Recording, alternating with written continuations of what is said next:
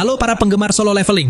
Setelah kita menyaksikan Sung Jinwo yang menjalani kehidupan barunya sebagai seorang siswa, kini kita akan melihat dunia yang sekali lagi harus menghadapi ancaman karena kemunculan monster Titan dari dimensi lain, hingga membuat Jinwo dan pasukan bayangannya harus bertarung sekali lagi untuk melindungi dunia ini.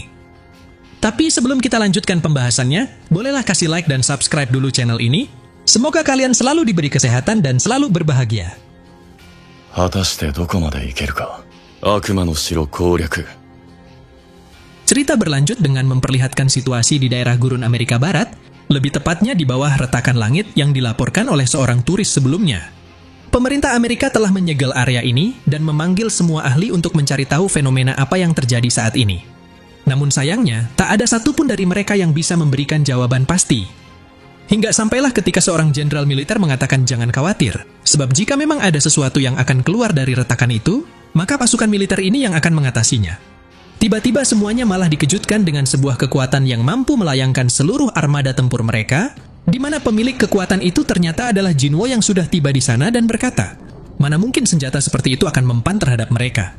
Dengan begini, maka panggung pertarungannya sudah siap. Jinwo yang bisa merasakan keinginan kuat dari musuh yang ingin melahap dunia ini dan nafas mereka terdengar cukup dekat. Di sini Jinwo langsung saja mengeluarkan semua senjatanya untuk bersiap bertarung sembari berkata, "Datanglah! Mulai dari sini, yang akan kalian lawan adalah seorang monark yang juga merupakan seorang hunter." Tak lama setelah Jinwo mengatakannya, armada tempur yang sebelumnya Jinwo terbangkan kini telah ia jatuhkan kembali ke tanah, hingga membuat si jenderal jadi panik dan heran apa yang sebenarnya terjadi.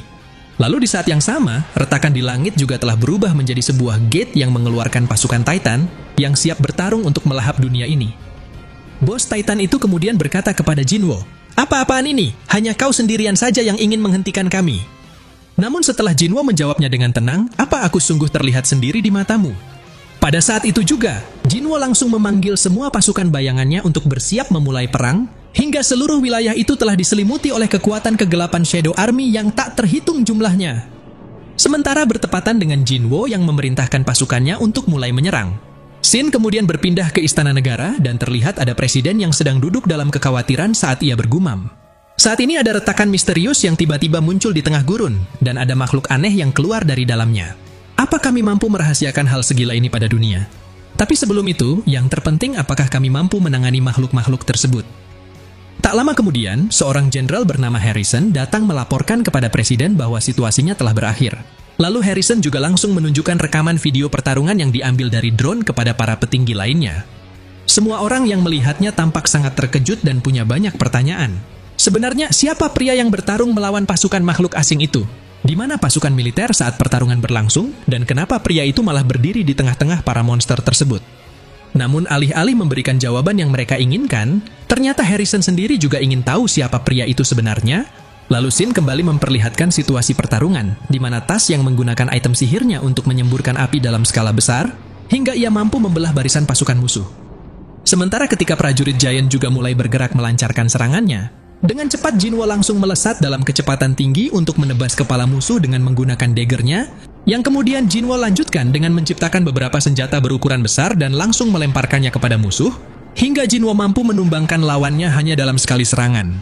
Namun ketika Jinwo juga melancarkan serangan yang sama kepada bos Titan tersebut, sayangnya serangan Jinwo masih dapat ditangkis oleh bos Titan itu, lalu ia berkata, "Apa kau pikir ini cukup untuk mengalahkanku?" Jinwo kemudian kembali melompat ke udara sambil memusatkan kekuatan kegelapan ke lengan kirinya. Tapi meski Jinwo telah menggunakan lengan raksasa yang dia ciptakan untuk menghempaskan tubuh bos Titan itu ke tanah, nyatanya Jinwo masih belum bisa mengalahkan bos Titan itu. Sebaliknya bos Titan itu justru mulai berubah ke wujud terkuatnya sembari berkata, "Jadi planet kecil di pinggiran galaksi ini punya entitas yang lumayan kuat.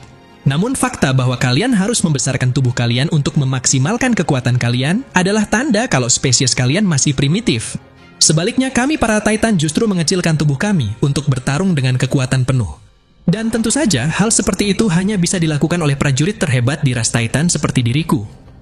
Namun tepat ketika bos Titan itu baru saja mengatakan kepada Jinwo, "Kalau kau memohon ampun sekarang, mungkin aku akan mempertimbangkan keselamatanmu."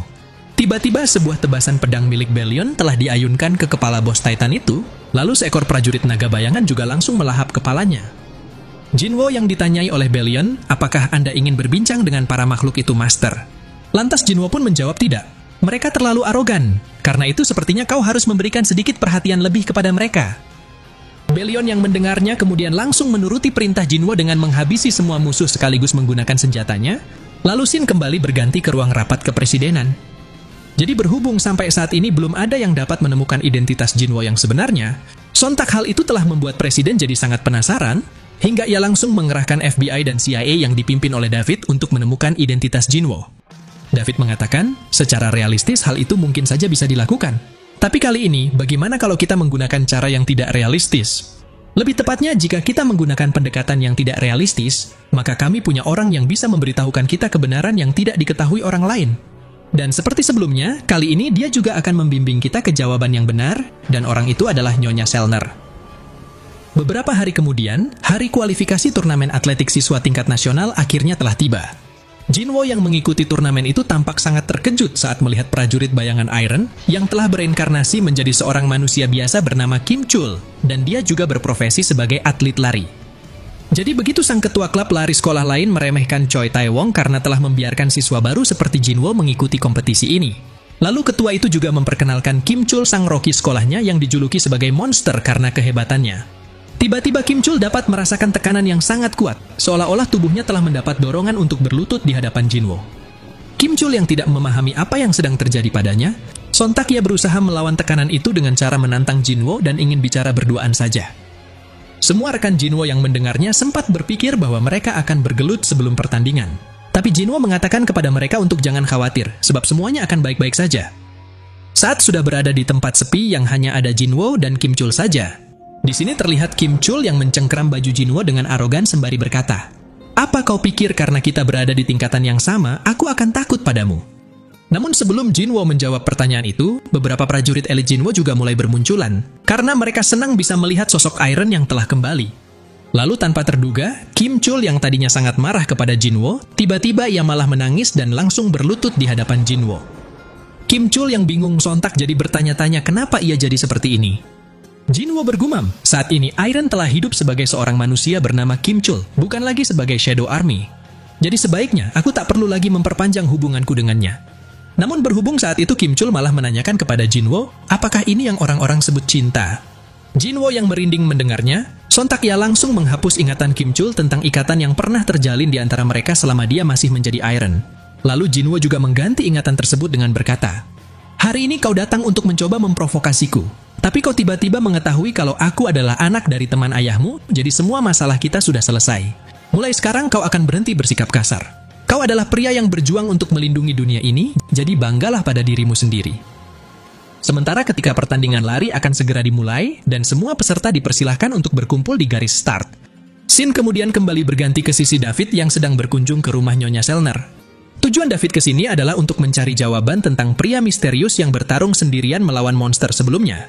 Namun Nyonya Selner mengatakan bahwa ia tidak bisa lagi melihat masa depan. Nyonya Selner yang ditanyai oleh David, apakah yang Anda bicarakan adalah tentang kejadian sang dewa kematian? Sembari tersenyum, Nyonya Selner kemudian berkata, "Jawaban pertanyaanmu yang pertama adalah iya dan yang kedua adalah tidak. Sekarang kau ingin bertanya lagi padaku kan? Bagaimana aku tahu tentang pertanyaanmu jika aku tak bisa lagi melihat masa depan?" David, jawaban yang kau cari padaku sebenarnya adalah hal yang ada di masa lalu. Jadi aku hanya mengambil sedikit bagian masa lalu dan memberikanmu jawaban yang memuaskan. Aku tahu identitas orang yang sedang kau cari, tapi aku takkan memberitahukan apapun padamu tentang orang itu. David yang mendengarnya sontak jadi kesal dan membalas berkata, "Anda harus tahu apa yang sudah dia lakukan, Nyonya Selner. Bagaimana Anda bisa mengatakan hal itu, padahal dia bisa menjadi ancaman yang besar bagi negara?" Namun dengan tenang Nyonya Selner menjawab, "Apa kau tidak melihat video itu? Seorang manusia berdiri sendirian menghadapi para monster yang keji, tapi dia tak pernah sekalipun jatuh atau berlutut. Kekuatannya sangat kuat sampai menimbulkan rasa takut pada setiap orang yang melihatnya, namun dia sudah menyelamatkan umat manusia.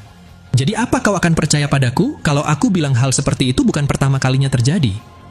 David yang terkejut mendengarnya kemudian ia kembali bertanya kepada Nyonya Selner, "Benarkah sesuatu seperti itu pernah terjadi di masa lalu?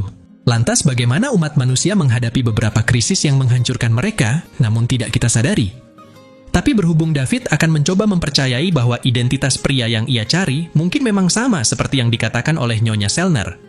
Alhasil akhirnya David pun memutuskan untuk pamit dari sana, setelah ia mendapat kepastian dari Nyonya Selner bahwa pria yang ada di video itu tidaklah berbahaya. bersamaan dengan David yang pergi meninggalkan rumah Nyonya Selner. Di sini juga terlihat ada Thomas Andre yang ternyata sudah tiba lebih dulu menemui Nyonya Selner dan bertanya, "Apakah kau ingin aku memberinya pelajaran? Lagi pula aku tak suka pria itu." Lalu setelah Nyonya Selner menjawab, "Kalau kau melakukannya, maka kau pasti akan didiskualifikasi sebagai petarung." Lantas Thomas pun kembali berkata kepada Nyonya Selner, "Kemungkinan ada banyak orang selain aku yang mati karena insiden, terutama kejadian seperti kecelakaan lalu lintas yang angkanya sangat tinggi saat ini. Namun berhubung aku bisa menghindari semua kejadian itu berkat ramalan darimu, bolehkah aku bertanya satu hal lagi? Kenapa kau menyelamatkanku waktu itu?" Nyonya Selner menjawab, "Aku melakukannya karena kau sudah banyak berbuat baik di kehidupan sebelumnya." Lalu begitu Thomas sekali lagi bertanya, "Sebenarnya apa yang dilakukan oleh pria di video itu sampai membuat David datang menemuimu?" Dengan bangga Nyonya Selner mengatakan bahwa pria itu telah menyelamatkan dunia, dan sekarang mungkin dia sedang menikmati masa mudanya di suatu tempat di dunia ini. Scene kemudian kembali berfokus ke situasi pertandingan lari yang sedang berlangsung. Di sini terlihat Cha-Hain yang tengah memulai lomba lari bersama peserta wanita lainnya. Pada awalnya langkah Cha-Hain sempat tertinggal hingga membuat jarak dengan peserta lainnya terasa semakin jauh. Namun Cha-Hain tidak menyerah. Dengan nafasnya yang terengah-engah dan tubuh yang dipaksa melampaui batas, Cha-Hain terus memacu kakinya detik demi detik, hingga akhirnya Cha-Hain mampu mempersempit jarak di antara mereka dan berhasil melewati garis finish lebih dulu dari siapapun. Kemenangan itu seharusnya menjadi momen membanggakan bagi Cha-Hain. Tapi sayang tubuhnya harus membayar harga mahal atas perjuangan tersebut, sebab rasa nyeri telah menusuk di kaki kirinya yang membuat Cha-Hain terduduk di taman yang tak jauh dari arena. Jemarinya perlahan meraba memar yang mulai membiru, sementara pikirannya berbisik lirih. "Aku memang lolos kualifikasi babak pertama. Tapi dengan kondisiku seperti ini, bisakah aku melanjutkan babak yang tersisa? Sungguh menyebalkan." Saat Cha-Hain terdiam dalam keluhnya, tiba-tiba ia dihampiri oleh Jinwo yang sejak tadi selalu memperhatikan dirinya sembari berkata, "Apa kau berniat menyembunyikan cederamu?" Cha-Hain yang mendengarnya sontak langsung menatap Jinwo sambil berpikir, sepertinya lelaki ini juga seorang peserta. Jinwo kemudian menceritakan tentang seseorang yang pernah memaksakan diri untuk tetap bertanding dalam kondisi cedera seperti itu. Tapi hasilnya, cederanya justru memburuk dan butuh 1 tahun penuh untuk pemulihan, hingga membuat masa kejayaannya berakhir di peringkat terbawah dan hanya menyisakan penyesalan yang tak pernah hilang. Saat mendengar Jinwo berbicara, perhatian Cha-Hain justru jadi buyar namun bukan karena cerita itu, melainkan oleh aroma wangi yang tercium dari tubuh Jinwo.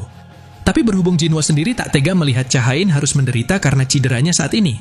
Tanpa banyak bicara, Jinwo langsung saja mengulurkan tangannya untuk menyembuhkan cedera Cha-Hain, lalu ada aura hangat yang mengalir ke pergelangan kakinya untuk mengobati memar yang membiru, hingga membuat rasa sakit Cha-Hain seketika lenyap bagai tersapu angin. Begitu mendengar Jinwo yang mengatakan, "Jika engkau hanya punya satu kesempatan, maka larilah tanpa rasa penyesalan."